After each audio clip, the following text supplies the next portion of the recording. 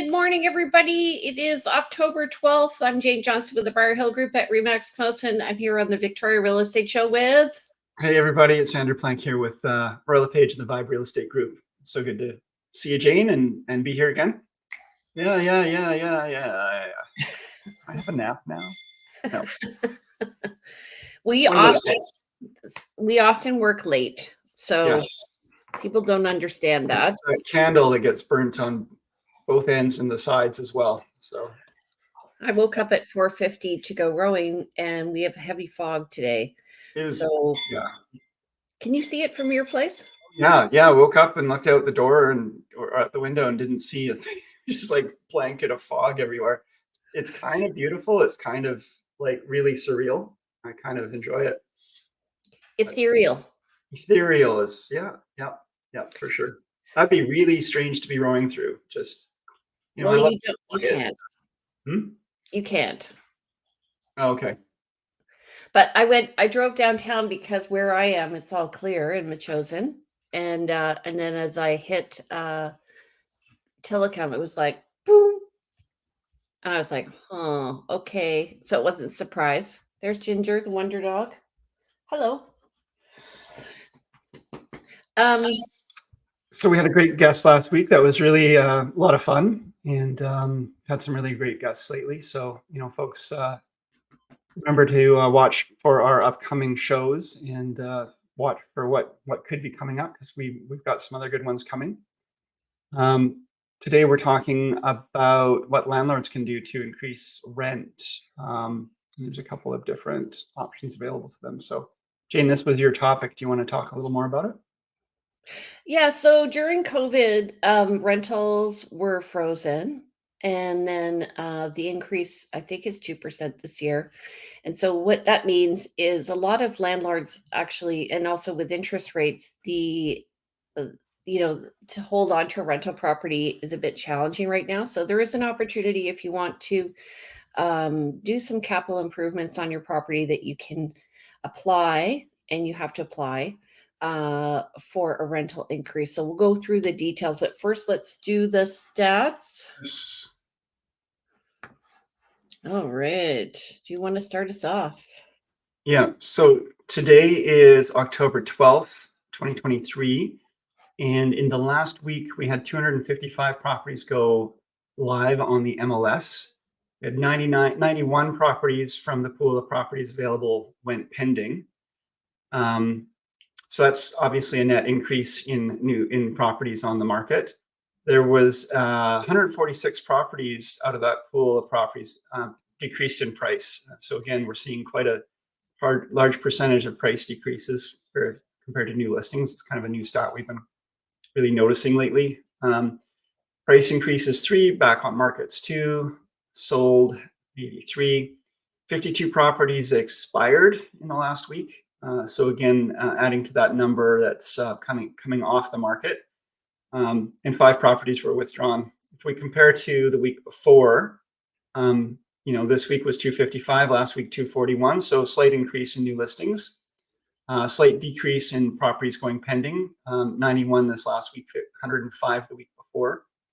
160 price decreases the week before, so versus 146. And price increases around the same, back on markets nominal 3 and 2. Sold 251, but that would have been a lot of sales line up with end of the month. Not surprising. 88 properties expired, so a number of properties expired. Those also tend to line up with end of the month. 36% for last week, and 43% for last week, and 36% list to sale ratio this week. List to sale, yeah. Yeah. I'm finding with my buyers, I'm finding that although the inventory is creeping up, what they're interested in is still not hitting for them. So they're still waiting. They're still watching. There's a little more. There's less urgency to just pick something or pick anything before the inventory is all gone and the prices go up. That's no longer around. So buyers are willing to look a little longer, look a little more carefully, lift up the hood, kick the tires, and just wait for that right one to come along. Yeah, basically what it means is if you ask to see 10 properties right now, uh 3 or 4 are going to be sold. So you're not going to feel the urgency you did before when we asked to see 10 properties and 9 were sold. Yeah. Yeah. So there's a different strategy here, and buyers are trying it on with coming in with lowball offers, but you do have to look and see where the listing agents price the property because Yeah. some are very well priced and the agent is aware of I winked of how they're pricing the property, and so expect some will be not flexible or inflexible because they have priced it properly. Yeah, I mean, it's interesting because the subjective feeling for a seller, I'm finding some sellers. I've had conversations with sellers around price point, and no, we're not going to move our price. And then when they see what's happening in the market, they do make some changes. Um, Others just are going to definitely hold still. But after a price change, sometimes people think that shows blood in the water, and then they're going to bring an even lower offer, and that's usually not going to fly, especially if it's brought other interest anyway. So you're just throwing your hat in the ring with other I people who think are willing to pay that price, the actual asking price. we're going to be moving into more subject to sale territory Oh yeah, soon. Like if sellers do want their price, they're going to have to take a subject to sell. yeah, So that because buyers are going to have to, we may even see some daisy chains or dominoes where we're waiting for that one property to sell and then it'll flip all the rest. Um, yes, and that's okay. It just means if you know what you're looking for and you find it, then you're going to have to offer the people who you are, uh, whose property you want, a higher price than if you yes, wait. exactly. So we just had this experience recently with some offers, and multiple offers on this property, but all but one were under asking price, and the one that was at asking price was the one that was the subject to sale. And Did you take it?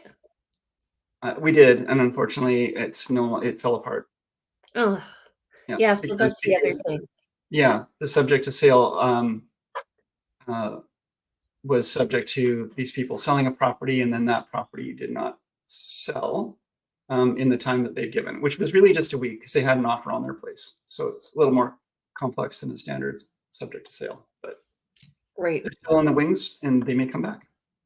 Okay. Yeah. So that's what we're talking about, the daisy chain there. So the first offer on their property didn't go through. Same thing happened with us. And then they got a backup offer. So it happens. And, part of it is preparing your sellers to understand how the market's changing, it has to do with storytelling as a listing agent. I find like this is the story of what happened to my client who overpriced her house. This was the story of my client who accepted a subject to sale offer. Yeah, war stories or tales of what's happened. These are essentially anecdotes about what we've experienced in the market at different times, so people have an understanding of what could happen for them, and sort of a preview. And hopefully, we get the best possible story and a fairy tale ending, but it doesn't always happen that way. So it's really important to also have those conversations and let people. The other thing is, you and I have been through now at least one cycle, almost two cycles. Yeah, more than one. And it's interesting because I've been dealing with some realtors who are newer to real estate,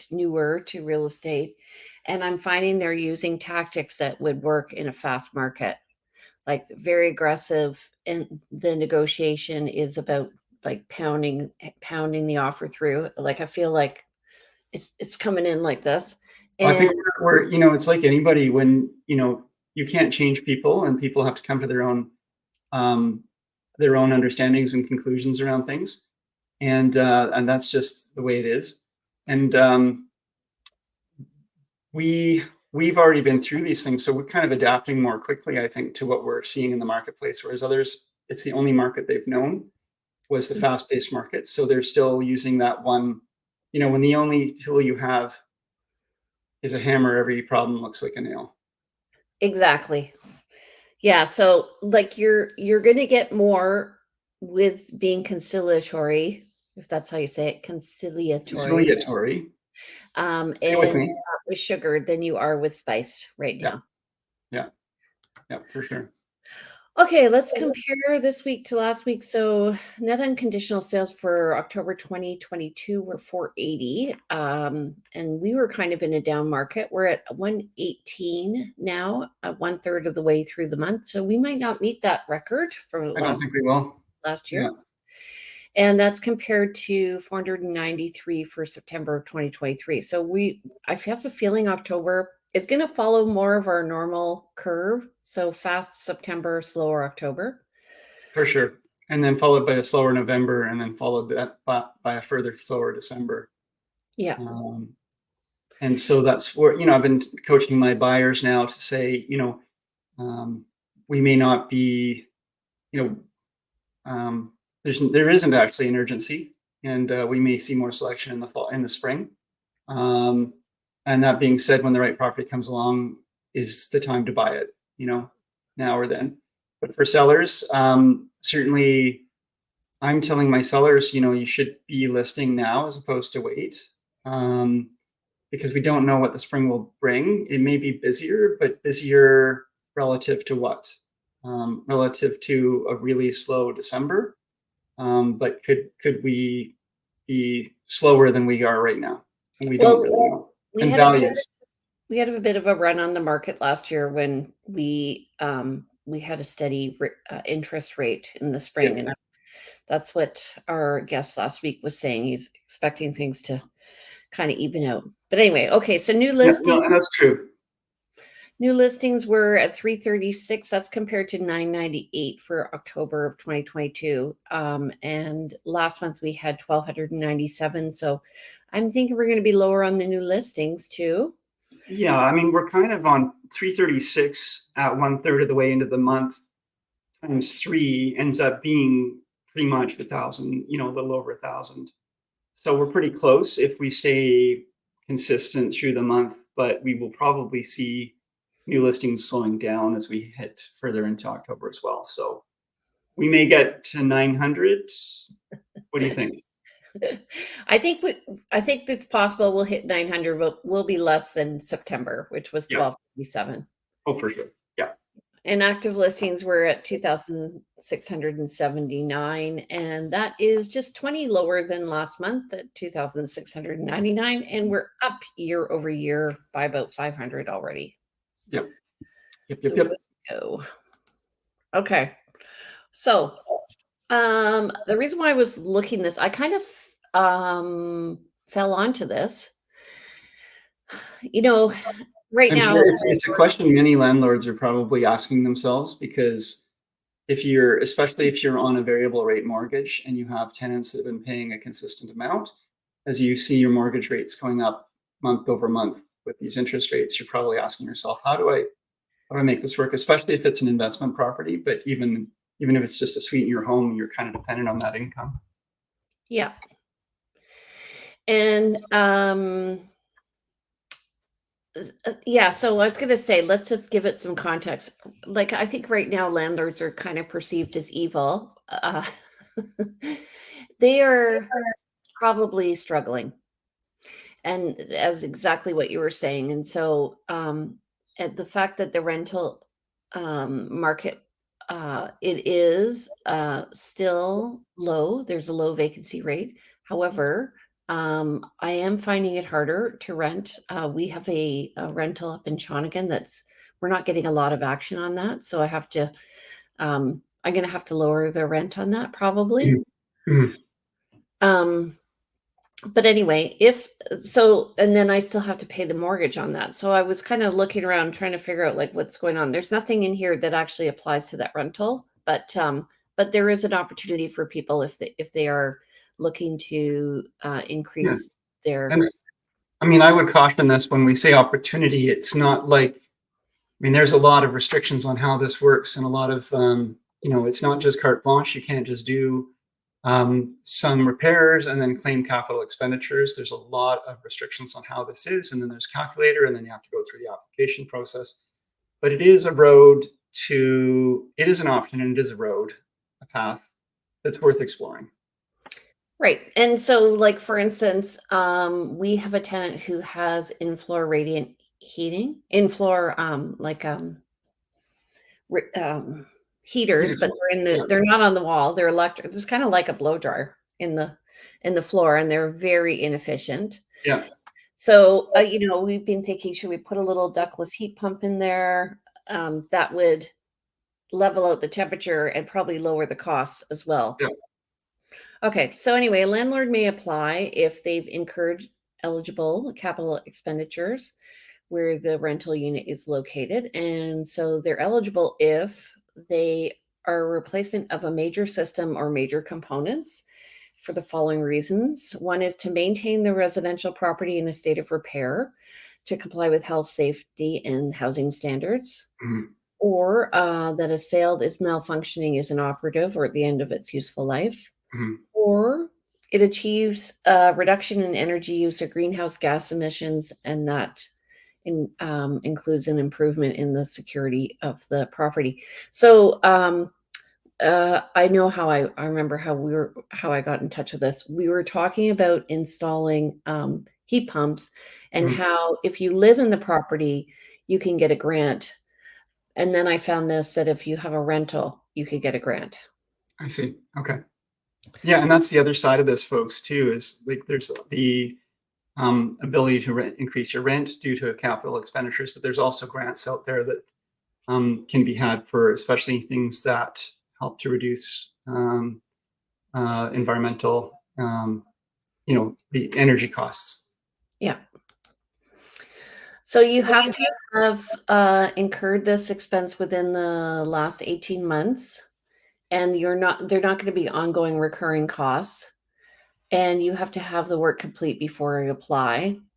And And then that's the scary part for I think anybody who's, again, I wouldn't suggest you do this as a business plan, but if you were planning to do it, then you just know that you could possibly get an increase in rent.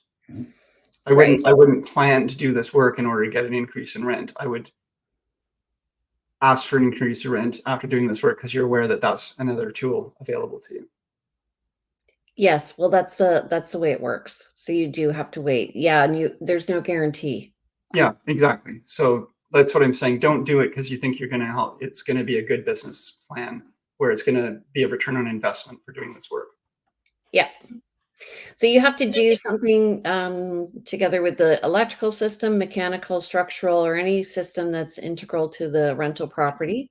Mhm, Um, and examples are replacement of a roof that's at the end of its life, updating to single pane windows in a rental building, or installing a new boiler for the building. And then I didn't. So it sounds like those heaters might be, eligible for that replacement based on the fact that you can increase efficiency, that they're probably end of useful life, they're outdated, obsolete, that kind of thing.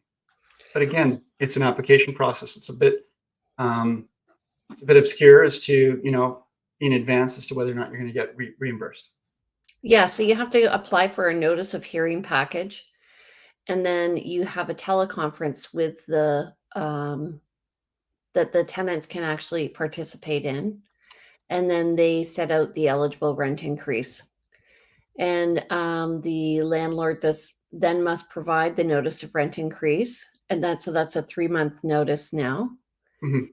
And then the formula sets it out. So you can the additional maximum rental increase is 3% per phase plus the annual rent increase. So it would be this year it would have been 5%. Yeah. I think So something else to keep in mind is that a rent increase is allowed if both the landlord and tenant agree to it as well.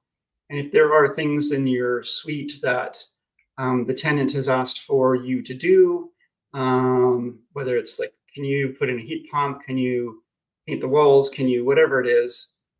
there's an opportunity for a conversation around an increase in rent as is related to that. That's outside of this, as long as everyone mutually agrees. So these things are negotiable as well. You can't arbitrarily raise your rent in your tenancy, but if the tenant is asking you or would benefit from some things, there might be a conversation to have with them where they would just voluntarily agree to pay more rent for the added benefit of Okay, well, just to correct something, if annually you can increase the rent. yes, you can. Yes. And so, but you're saying if in addition or other than that, there's an opportunity. Yes. Yes. Yeah. Yeah. So you do have to go to a hearing. Your tenant can be there. And then they also look at, they have a formula. So they're looking at, it factors in the amount of capital expenditures and the number of dwelling units amortized over 10 years. So 120 months. So there's, yeah, check the website. Government of BC has a website with lots of information on this and the more specifics and the application forms and some calculators as well. Yeah. So I'm just going to actually put that up here. Let's Or put you, that into the links, yeah, which I don't have that up right now in front of me. got But it. Okay. So what else is new with you? Let's go. well, are we done here? Because the additional rent increase, there's one for capital expenditure, but there's also one for additional costs. For like if you have unforeseen costs, which could include financing. Did you not have that slide? I do not have that slide. Okay. No. But I do have the link up there. So Okay. people go to the link. Yeah, I think basically what they're doing is they're recognizing the fact that it is getting harder and harder to cash flow even positively on a rent right now. Yeah. So yeah. But yeah, no, there is another way to standard increase, additional rent increase, repairs and maintenance. Find this. I was just looking at it, but anyway, there's more than one way to increase rent. There's capital expenditure. Oh, additional rent increase for expenses. Let's just talk about that really quickly because there's the two methods. So it allows landlords also to apply for an additional rent increase when the landlord has incurred a financial loss from an extraordinary increase in the operating expense of the residential property. The landlord has incurred a financial loss for the financing costs of purchasing the residential property if the financing costs couldn't have been foreseen under reasonable circumstances. I don't know if the more recent, rise in interest rates would be covered under that umbrella. The landlord as a tenant has received an additional rent increase for the same rental unit. So if you're subleasing to someone and you have incurred a rent increase, you can push that rent increase down to the lower subleased lessors. So those are some other things. There's also online, forms for application of that and calculators and so forth. Looks like there's actually an application fee as well. So that's something to keep in mind as well. It could overcome some of your anticipated benefit of even applying for it. right. So I misquoted. It was 3.5% for 2024, 2% for 2023, 1.5% for 2022, and 0% for 2021. Okay. All right. And it says 2% for 2020, but that's that was for the first 2.6%, but that was for the first 3 months, and then it was frozen. So it's I guess it's your perspective. Okay, so tell me what's going on. Do you have any new listings? Got a new listing coming up on Garthland Road, which is in Esquimalt off Craigflower. Jane, I remember one of your early listings was Garthland, and you had some clients that were, I think they were designers, and they did a really neat renovation on that home. This is not that home, but it's a really great floor plan. This is one of those homes that was built in the early 70s, but it's not the BC box with the mid-level entry. It is a ground floor level entry on slab with a spiral staircase up to an upper floor that has 3 beds, two baths. There's a walk-in closet, an ensuite bath. Nice renovated kitchen. Newer roof, heat pump, big deck off the back, large yard with Gary oak trees and meadow kind of thing towards the back of it. Price is 1.150. Has a 1-bedroom suite down, complete ground level, full height, walk-ins. This is great for multi-generational family if you want to bring mom or dad in with you. So that's what's going live today. Should have it up this afternoon. What's the address on Garthland? 904 Garthland Road. Going to do an open house this Sunday, 11 to 1. Curtis Singh has a listing there. Yes, Are you doing a coordinated open house? We are. Yeah, I've reached out to Curtis. We're both doing an open house same time, same date. Just did a big price reduction on the listing on Pandora Street. I've got a townhouse on Pandora Street. It's unique offering because it's only 2 bedrooms, but it's over 1,400. It's over 1,400 square feet and has a big flex space down on the lower level off the garage. So would make a good rec room or office or workout gym kind of space. It's larger than a bedroom, and just a great little extra flex space. That price just dropped. I mean, we started at 789, went down to 750. We're now at 715,000. Called me yesterday and said, drop the price, let's get it sold. So 715, I think is great value for that space in that area. Single car garage with that home. And then we've got a home on Witchbury, still available. Again, a good multi-generational home. Going to do an open house this weekend there as well. In terms of buyers, I've got some buyers who definitely looking for something Oak Bay Fairfield, under 2 million, but possibly above, depending on the right home.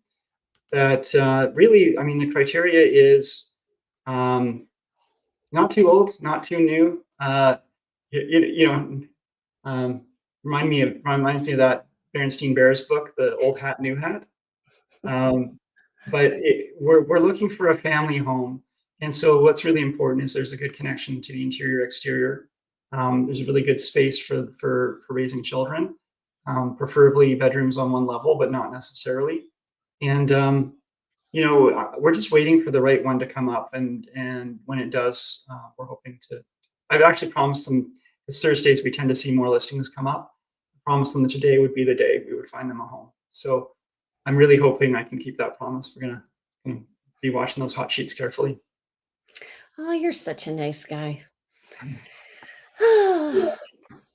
Okay, well, I just listed it's actually half duplex, but it really is a single family home. What happened was they put a deck on the back and they added another home on the other side of the deck. So there's 2 decks in the middle of 2 houses on a property. It's on 5th Street. So I'm just pulling it up here.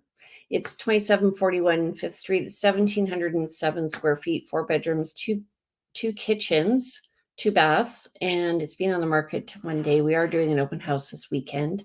So if you want to come on by, that one's priced $925. And it's in a great neighborhood. It also has 2 decks, which is nice. So you can hang out on a front deck and watch people on the street. They have fully fenced front yard, or it has a back deck, which is great for privacy. And although the 2 decks are conjoined between the house, they don't, the lady in the back is apparently never there. So, and then Foul Bay, we just sold that for 1.1 full price, and Cedar, we have an offer. Good for you on that. I drove past your one on Foul Bay and saw it. So you're now unconditional on it? Yes, we are. Yeah. Good. Congratulations. Yeah. I was curious about that price. It seemed like a good price for the area, even though that's a busy street. So what was unique about that property was it had 2 backyards. So it allowed both people to have privacy, and then it had an outdoor studio. 2 backyards because there's a suite, or? Yeah. Okay. It was a raised house. Right. Okay. I'm just looking up your 5th Street property. It's just down below. I live not far from there. So yeah, that's an interesting one. I see the configuration is really interesting as well. Should go have a look through it. Beautiful little home. Yeah. So the suite you can't see today, but you can see it tomorrow or Saturday. Okay. Okay. And I have somebody looking for a home. They've actually just discovered Esquimalt too. Originally, we were looking up in Cordova Bay, but I love Esquimalt, obviously, because I run a Facebook page called "I Love Esquimalt." But You they're get looking. hypocritical if it was like, I hate Esquimalt, but I got to do this page. So they're looking for something a little more modern. Around the corner from your listing, we were looking at a house that was built in the last decade, something like that, with a suite. They want a 2-bedroom suite, and they don't want to do any work. They've just done work on their place. Um, they are selling a house with a suite with 3 bedrooms up and a backyard in Saanich East, just off Saanich Road, which might work for your people. Okay, send me info. It's not. I have to find them a place. So, um, hmm, I have to We'll, think we'll about talk. that We'll talk. We'll talk offline. one. Okay, And then so I have people looking for a place in Machosen. Done. So, which is hard. okay, Anyway, they want privacy in a backyard. okay. Yeah, All right. So that's it, I think, for us today. Um, what if else you guys can have a topic you want or something like that, let us know because we're happy to present on topics of interest to you. If you have a question about we're gonna something in real estate, yeah, we're gonna show up here on Thursdays no matter what and just talk your ear off. So if there's something you'd actually rather that we talk about, then just give us some suggestions. We're happy to put it into the queue. put it in the queue. In the All right. queue. So, Andrew, how do people reach you? So I'm emailable. You can email me at info@andrewplank.com. I'm phoneable. You can phone me at 250-360-6106. I'm Instagrammable at Plank Andrew, and I'm on the web at andrewplank.com. And he's huggable too. I'm huggable. All right, my name is Jane Johnston. I'm with the Briar Hill Group at Remax Camosun. You can reach me at 250-744-0775. My email is briarhillgroup@gmail.com. My website's briarhillgroup.com. How's that for branding? And you can watch these shows and more at victoriarealestateshow.com. And I'm also Instagrammable at realtyteacher_Remax_Victoria. Excellent. All right, you guys have a great day and stay on the line, Andrew. I just want to talk to you about something. We will see you next week at 10:30.